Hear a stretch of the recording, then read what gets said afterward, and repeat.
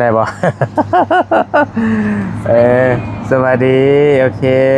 อ่ะเอาไม้ให้นะสาวท่านนี่แหละเอาไปเถอะเบิกกันเดี๋ยวไฟก็ยังอยากสลัวหน่อยนึงพี่น้องเลยมาต่อกันอีก EP หนึ่งบอลลี่มายังอยู่เพื่อนน้องใจดีนี่แหละยังอยู่หม่องเก่าเพราะว่าบอลลี่ให้น้องเพิ่นไปนำทางน้าสาวบ่ได้ยินว่าตั้งแต่เมื่อคืนนี่แหละว่าจะคุยน้ำเพิ่นเห็นทีมงานบอกว่ามีน้าสาวผู้หนึงว่าซั่นเจ้าก็อยู่น้ำกันนี่บ่อยู่กับเพิ่นอยู่เพิ่นไม่เฒ่านี่น้ำกันนี่บ่แม่นอ๋อเบิ่งก่อนเด้อเอาเริ่มถามน้องเพิ่นบึ้มลงนี่พอแห้งอาสาอันน่ะเจ้าเอิ้นเพิ่นน้าสาวบ่ใจดี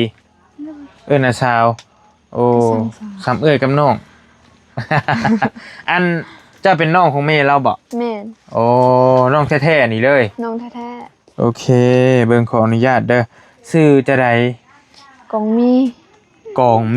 โดยน้องกองมี กัดรัน มีหยังแหละเขาเป็นหยังเขาสาม อายุเท่าใดเจ้า21หากับ21ปีนึง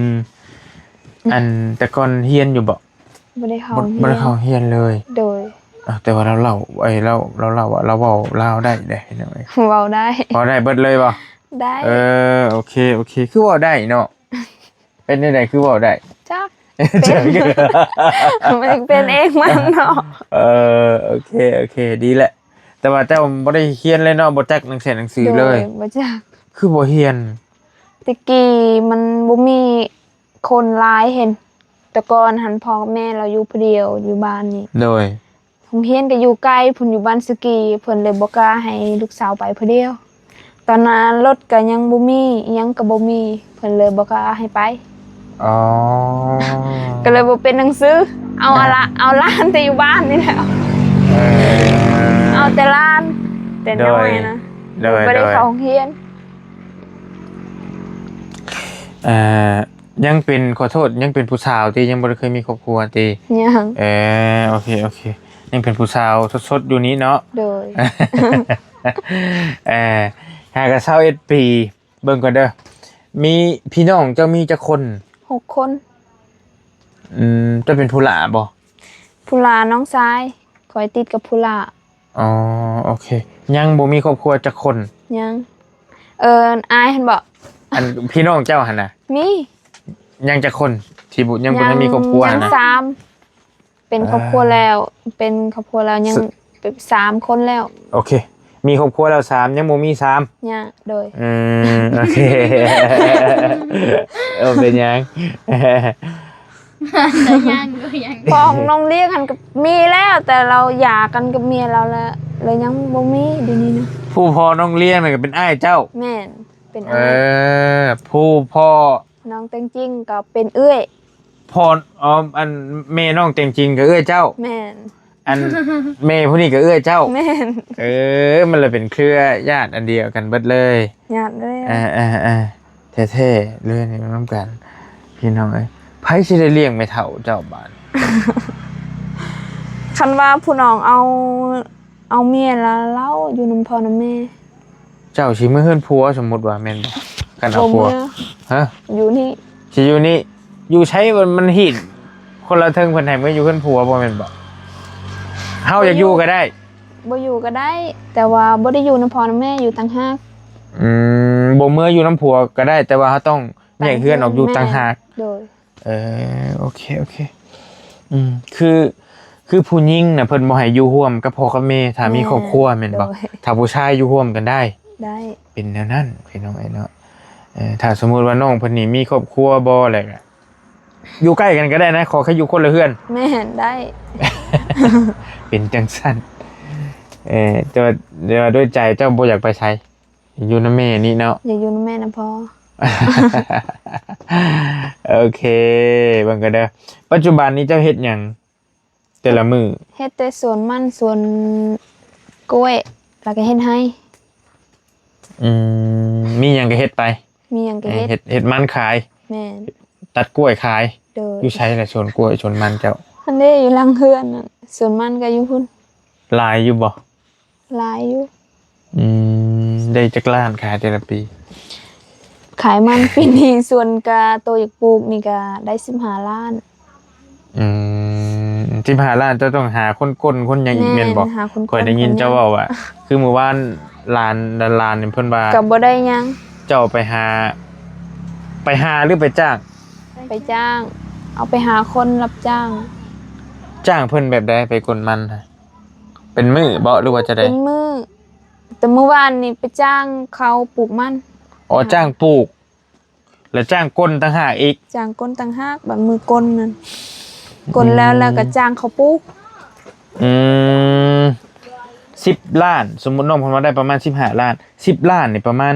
15,000เห็นประมาณนี้10 ล้านประมาณ 15,000 5 ล้านนี่ประมาณ7,000 กว่าบาทนะประมาณ 20,000นี่แหละแต่ว่าเจ้าก็ต้องใช้ฝุ่นใช้ฟุยใช้อิหยังต่างๆบ่หรือบ่ได้ใช้ บ่ได้ใส่ โอเคแต่ว่าเพื่อสิได้มันก็ต้องจ้างคนไปกลอีหยังอีกโอ้เนาะเข้าใจอยู่ จ้างเขาก้นโอ้ขันมันนี่เฮ็ดผู้เดียวมันเฮ็ดบ่ไหว เมื่อย เมื่อย เมื่อยก็เฮ็ดบ่ได้ซ้ำผู้หนึงนั่นผู้เดียว เป็นเดือนพุ่นจึงแล้ว มันบ่ไหวเนาะเพื่อสิกลอะไรแก ต้องมีคนหลาย ลูกหลานนี่เด้ก็เจ้าก็เข้าโรงเรียนอีกติ ของเฮ็ด อยู่ได้ช่วยได้แต่ยามวันอาทิตย์บ่ล่ะเสาร์อาทิตย์ติ คละก้นก็เขาก้นบ่ไหวมีแต่เก็บมันใส่เป้าจึงได้ เพิ่น เฮงบ่ไหวนะเดี๋ยวช่วง ต้อง นี้หน่อย จ้างก้นมันนั่นต้องจ้างผู้ชายใส่รถใส่หยังก็หยัดมันแน่ผู้หญิงก็มีแต่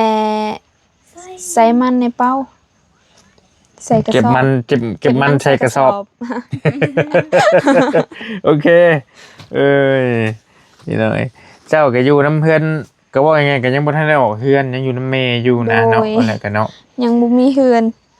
ก็เริ่มบ่ได้ออกแต่เฮือน มีดินมีดอนละติมีอยู่บ่ เพ ดิ ราะ น ว่าดินยังตั้งเฮือนก็มีอยู่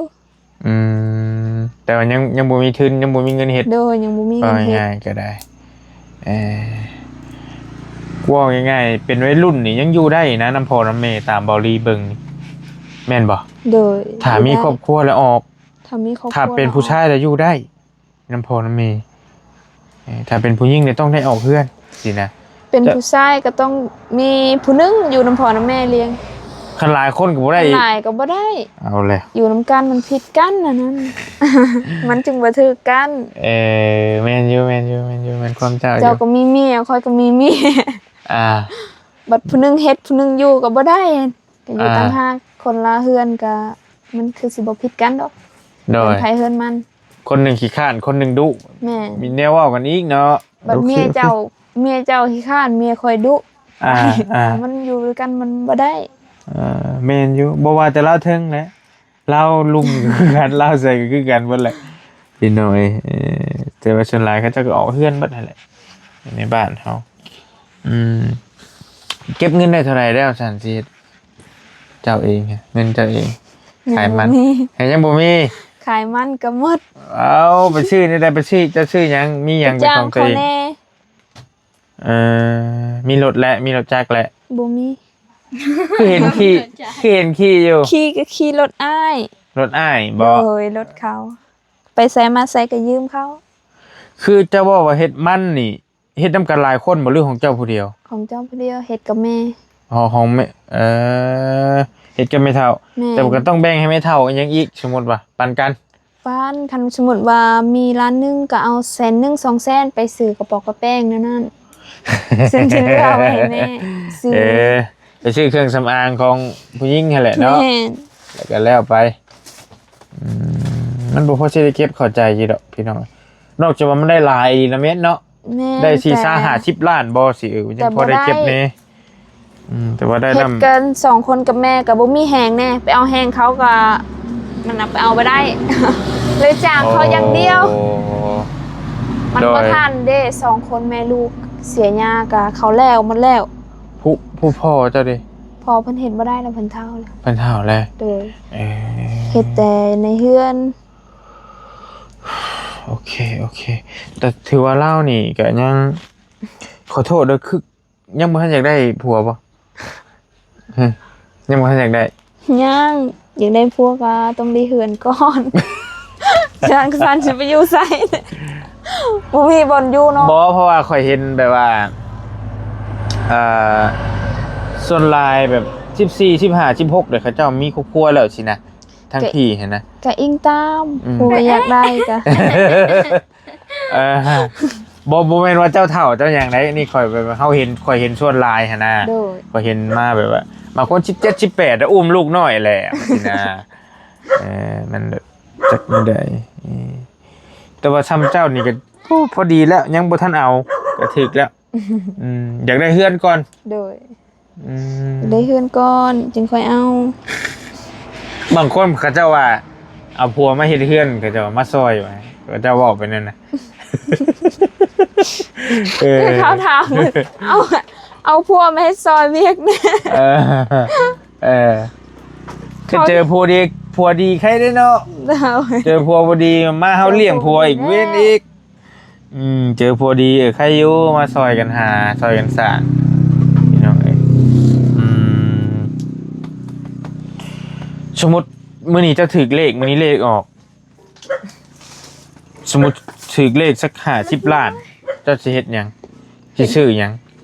อย่าเฮ็ดเทือนเนาะซื้อไม่เฮ็ดเทือน อยากได้เฮือนเนาะ โอ้อยากได้เฮือน อ อยากได้เฮือนเป็นของตัวเองสบาย บ่อยากได้บ่รถคือน้องๆเพิ่นนี่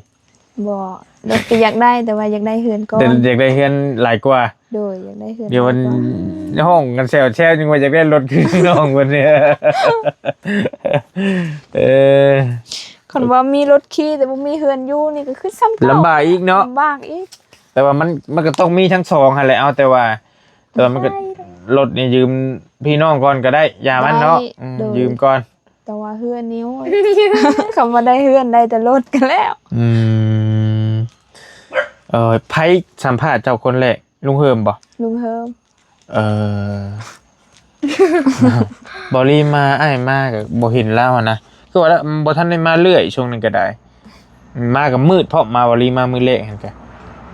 เจ้าชื่อข่อยอยู่บ่ข่อยมามืดๆน่ะ ชื่อ เจ้าอยู่เฮือนบ่ อยู่เฮือน โอเคอายบ่เข้ากล้องทำบิดอายหน่อยนึง โดย เดี๋ยวนี้ยังอายอยู่บ่ เดี๋ยวนี้ก็บ่อายแล้ว ธรรมดา ธรรมดา ผู้นี้บ่ได้อายสั้นจนสั้นผู้นี้บ่ได้อายจักดิสั้น เกินคำว่าอายนะเกินคำว่าอายจนสั้น ก็โอเคแล้วพี่น้องแกบืนไปใช้สมุดบืนนี่เจ้านี่ มื้ออื่นไปหาลำมันไปตัดเอาลำมันละเอาไปปลูกให้ ไปตัดลำมันปลูกไก่บ่ ก็บ่ได้ไกลปานใดคันว่าแปลงรถแล้วก็สิว่าสิไปตัดลำมันอยู่ใกล้สวนกล้วย เอามาปลูกอีพี่เพราะว่าลำมันบ่พอก ล้วยเจ้าก็มี นี่ หลายบ่กล้วย หลายอยู่ส่วนหนึง อยู่ใช้สวน แต่ กล้ เดี๋ วย ยวนี้หกแล้ว อยู่ใช้ ไป สวน ทาง กล้วย หญ้าซ้ำหลังเฮือนนั่น อยู่ใกล้ๆนี้ ติดกับสวนมัน ไกลสวนมันไป มีโอกาสสิให้น้องเพิ่นพาไปทีมงานไปเบิ่งแล้วติ ผู้หนึงไป ผู้หนึงไผผู้หนึง เราไปเมื่อวานนี้น่า บ่เจอชื่อบ้านนี่ บ่เจอ ตูน ตูน บ่ตูนบ่ เลย ตูน น้องเจดิน แล้วว่าสิพาไปเบิ่งบอล ว่าหน้าเราคือนู่ อยาก ไป ให้ ตูนบ่บ่ยาวว่ะนะ บ่ เราอยู่บนนั่น บ่ย่าว่าหน้าเราคือหนู เราคือเราคุยบ่เคยอ่ะ อุ่น แล้วว่าหน้าเราคืออ้น อ้นคืออ้นบ่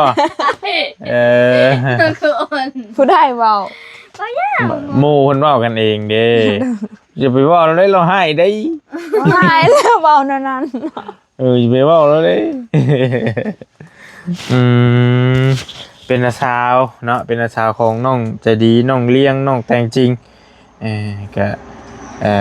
อยากยัง แต่ว่าคันไปนํกันในข้าเจ้าก็อาจสิบ่ว่าอาสาวแหละว่าเป็นพี่เป็นน้องกันแหละมันก็ซุมหลานๆก็ใหญ่แล้วนะเอาแล้วก็ได้ก็ยังเป็นวัยรุ่นสร้างเนื้อสร้างโตอยู่เจ้าก็ได้เนาะ โดย ยังกำลังหาเงิน แล้วเช้าเจ้าดุบ่ล่ะดุเราบ่ได้อยู่บ่แต่ละมื้อต้องทำ กันว่าบ่ดุดึกโดนอีกได้เนาะ แต่ว่าส่วนหลายก็เห็นคือช่วงเราช่วงสิดุอยู่คนคือช่วงสิแบบคนตั้งใจหาเงินน่ะคือคนสิมักหาเงินหาทองแต่ว่าเก็บเงินบ่ค่อยได้บ่ โดยเก็บเงินบ่ค่อยได้ เพราะว่ามันต้องมีใช้จ่ายหลายมันว่าบ่มีข้าวก็ซื้อข้าวมันรายได้น้อยผัดรายจ่ายก็หลายเนาะโดยรายจ่ายมันสิท่วมรายรับได้นะความหมายว่าต้องซื้อข้าวซื้อน้ำซื้อน้ำยาแนวกินซื้อแฟบสบู่ยาสีฟันซื้อครีมทาหน้านี่เพิ่นว่ามันบ่ได้เด้พี่น้องเอ้ยมันบ่ว่าแต่ผู้หญิงผู้ชายเฮาก็ยังทามันค่าใช้จ่ายค่าครองชีพแต่ละมื้อมันแบบบ่ได้เข้าให้ก็มีเนาะเจ้าเฮ็ดบ่มีปีนี้ได้20ซอบแต่ยังเหลือ3ซอบสิเบิดแล้วสิหมดแล้วโดยเข้าให้20สอบโทษที่ว่าหลายจะได้20สอบนี่โอ้โหกันบ่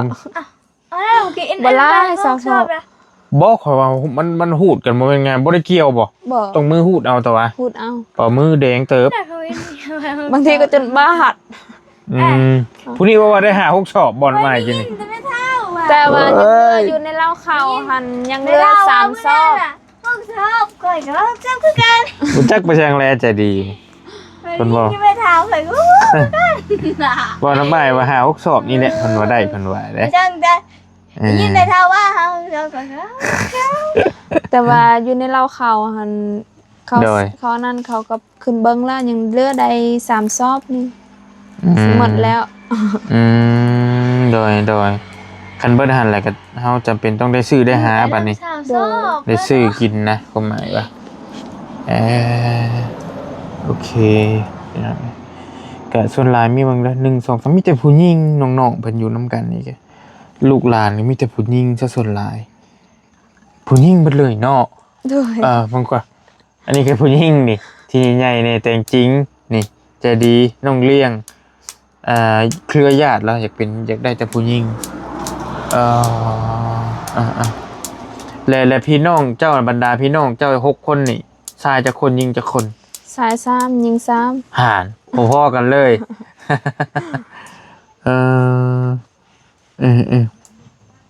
นอนจักโมงตื่นจักโมงชุมเจ้าแต่ละมื้อหันนอนบางทีก็8โมงคันว่าเบิ่งหนังดึกก็10โมง9โมงเบิ่งหนังอยู่ไสเบิ่งหนังในโทรศัพท์บ่ได้มีไฟเนาะบ่มีตื่นเช้ามาแล้ว6โมง5โมงซำนั้นคันว่ามีเวียกหลายก็ตื่น5โมงคันว่าบ่มีเวียกแบบเฮ็ดเวียกแบบค่อยเฮ็ดบ่ได้กดดันหยังก็ตื่น6โมงพี่น้องอีหลาปวดแข้งก็ออกมานั่งพี่ก็ได้นะมานั่งพี่ก็ได้มาพี่เพิ่นนั่งหลายเพิ่นปวดแข้งนะกินก็นั่งคุยกับอ้ายเด้อคนนี้น้อยนึงก็ปวดแข้งโอ้ยโอเคพี่น้องก็ความฝันเจ้าอย่างเดียวได้ตอนนี้คืออยากได้เฮือนอยู่เนาะได้เฮือนในอื่นบ่ทันอยากได้ปานใดยังบ่ทันได้อยากได้ปานใดคู่ครองก็บ่ทันอยากได้โดยถ้ามันมือมันโอเคอยากได้แต่ที่พักสมันก็สบายแต่ผู้ผัวแล้วเฮ้ยว่าสมมุติว่านะผู้สาวเฮ็ดเฮือนไว้ท่าแต่ผู้บ่าวว่าอยู่ชื่อบัดนี้มันโพดบ่บุญมีแล้วแม่นบ่ผู้มาอยู่นำคืออยากได้เฮือนเนาะสบายบ่ผัวก็แม่นอยู่ผัวอยู่นำติ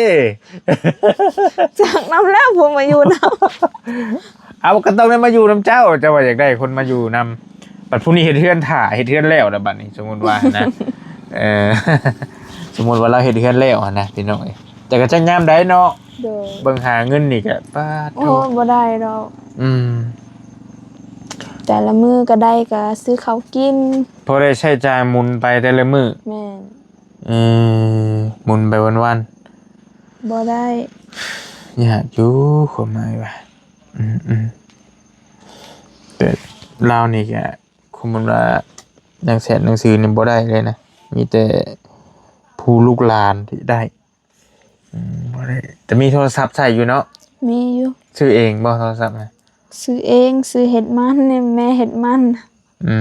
โดย ได้ขายแล้วก็ไปซื้อโทรศัพท์ โดย ได้โทรศัพท์เลยกันแล้ว มีอันนั้นแหละเป็นของตัวเองฮะที่ แม่ โทรศัพท์ฮะ มีแต่โทรศัพท์นั้น เอพี่น้องชุดตัวสากอยู่ใส่หือ คันว่ามีแดดก็ซากอยู่เฮือนใส่แสงตะเว้นเอา เพราะว่ามันเข่ายากมันง่ายเลยเนาะ ยาก มัน ซาก ช้าแหละมันเข่ายากคือว่ามันช้าได้พี่น้อง คำ น้ำ ว่า เข่าย ามฝนตกโอ้ยอยากตายก็บ่มีแล้วอยู่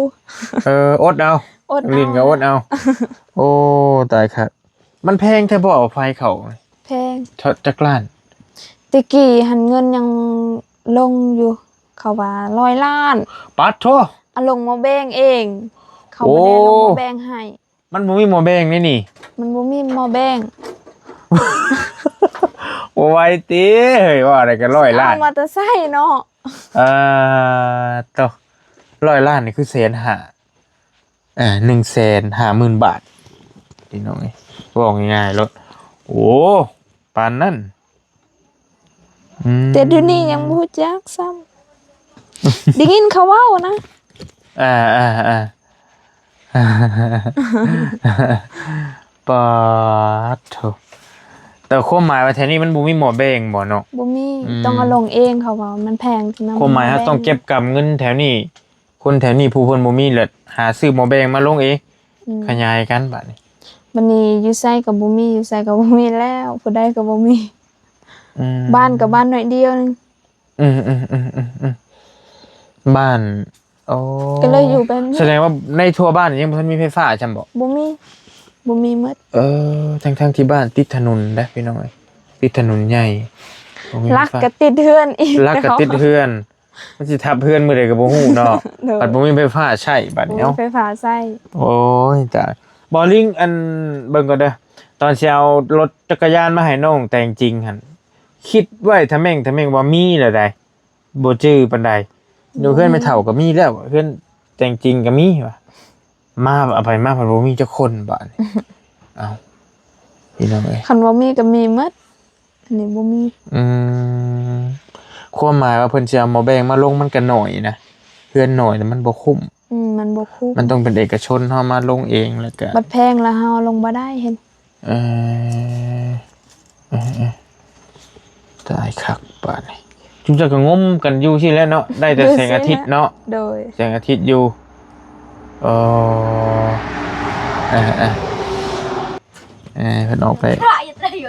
ปวดขาอะไรทั้งนั้นก็ได้บ่ไปยังออกไปถ่ายยืนเพื่อนพวกก็ได้คุยนำเราจังหน่อยก็สิไปกันแหละนี่ค่ำเลยพี่น้องดึกแล้วบ่ทัน7:30เนาะเจ้าสินอนแล้วจังหน่อยแสนนี้เนาะจุ๊บเจ้าแช่น้ำอยู่ใส่หือ น้ำดิ้นน้ำมาแต่ผู้พุ่นเขาต่อสายเอาเขาต่อท่อเอา โอ้น้ำไหลมาแต่ผู้แล้วเขาต่อท่อขึ้นมาบ่ แม่น โอ้น้ำธรรมชาตินี่ความหมายว่า น้ำธรรมชาติเขาต่อมาแต่ผู้พุ่นเลย โอ้ ท่อมันเขาพังอยู่ในขี้ดิน โอ้ มันมีอ่างมันมีแอ่งเขาก่ออยู่หั่นเลย คล้ายๆน้ำตกนี่นะพี่น้องน้ำไหลมาเรื่อยๆแล้วต่อให้มันดันขึ้นมาเองมัน แม่น เอาก็ใส่เองฮะ คักอยู่ซั่นน่ะเขาเฮ็ดแตกี้พุ่นนะกว่าละ10 ปีน้ำนี่ โอ้ มันมีอ่างเขาก่ออยู่ในหั่นเลย โอ้โดยพี่น้องเอ้ยแล้วก็เลยใช้น้ำกันยาวมาเลยบัดนี้คู่มือนี้ก็ได้ ใส่น้ำกัน โอเคพี่น้องเอ้ยอ่ะเวลาก็สมควรแก่เวลาข่อยก็สิไปป้าก่อนบัดนี้แหละสิเอาไปพูดแล้วไปฟังเพื่อนเจ้าพูดแล้วปะเดี๋ยวสิมาคุยน้ำใหม่ยันว่ามันยันว่าเจ้าก็อยากนอนไปเลย โอ้ปวดขาหลายเติบเดี๋ยวสิเอาไฟก่อนไปเดี๋ยวสิเอาข้าวต้มขนมให้ไปสู้กันกิน เด้อ จังสิมาหาใหม่มันก็ได้เอาไฟก่อนพี่น้องเอ้ยปุ๊บระวังลมนี่ก็พอเฮงหึมแล้วได้นี่ไพ่ลมใจดีเคยลมบ่นี่ใจดี จะเคยลมเพื่อนเจ้าอยู่บ่ฮะบ่เคย เคยชินแล้วเนาะ แม่นบ่น้องเจ้าผู้นี้ระวังนี่ก็บ่แม่นง่ายนี่พี่น้องเอ้ย มันสิบาทเจ้าสิปิดบ่ ปิด ปุ๊บอีหยา อันนี้ก็กระโดดลงเลยปุ๊บ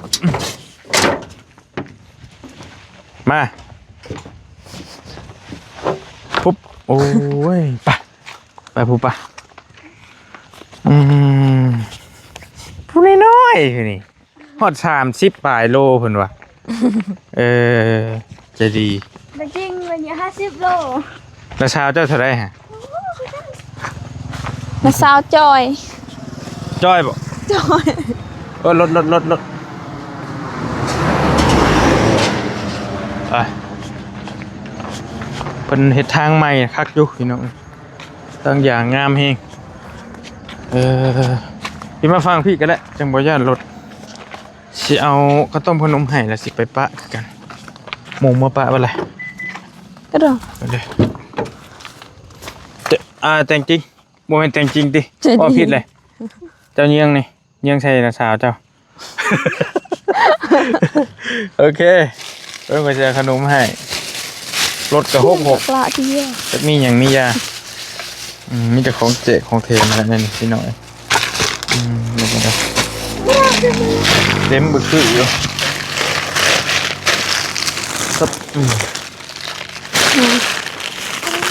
โอเคอันเนาะ ขอบ มี ใจ มีมาม่าปลากระป๋องเด้อ โดย แล้วก็ค่อยมีอันนี้อยู่มีน้ำตาลพร้อมเลยพี่น้อยนี่ไปใช้ตำมะฮุ่ง ได้ โอเคมือพาก่อนเด้อวันนี้เด้อเลยสิมาเยี่ยมยามไม่ไปเลยอยู่ดีมีแห้ง โดย เจ้า ไม่ เจ้า แห้ง แจ้งมาพอไหมนี่โอเคขอบใจหลายๆล่ะโดย ไปบายมาเด้อ มาอยู่เจ้าเขาของเฮียน โอเคมาคุยน้ำน้องเอียงลืมชื่อกองมี่น้องกองมี่นะสาวของ3สาวเพิ่นนั่นแหละก็เราก็เว้าจาดีเว้าจาดีมีมารยาทแล้วก็หูความนะบ่อายเว้าได้ดี แล้วก็เป็นค่อนข้างสิเป็นคนดุมันเติบนึงอยู่บ่รีเบิ่งก็ได้อยู่ดีมีแฮงติดตามเคสน้องๆเพิ่นในตอนต่อไปสบายดีบ๊ายบายพี่น้อง